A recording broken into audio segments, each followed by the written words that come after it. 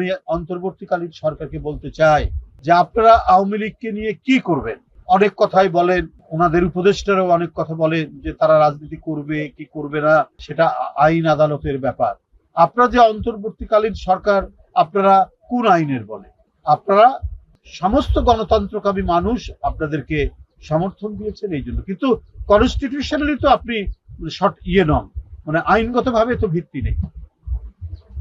যারা গণতন্ত্রের জন্য লড়াই করেছে তারা প্রত্যেকে আপনাদের সমর্থন করেছে, আপনারা সেটা চালাচ্ছেন।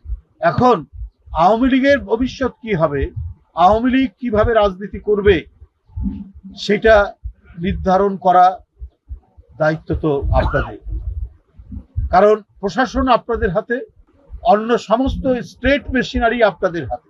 তাহলে ওদের যে এই সমস্ত নাশকতাকারী এবং ভয়ঙ্কর সন্ত্রাসী আওয়ামী দোসরদের লোকরা যে ঘাপটি বেড়ে আছে বিভিন্ন তৃণমূলে, বিভিন্ন জায়গায়, বাঁশঝাড়ে থেকে শুরু করে সমাজের মধ্যে নানা জায়গায়, ওদের কাছে তো প্রচুর টাকা আছে।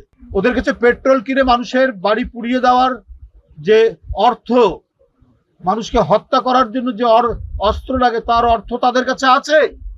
তো সেইটা দমন করতে আপনাদের কি আইন প্রণয়ন করতে হবে সেইটা আপনারা জনগণের কাছে খোলাসা করুন।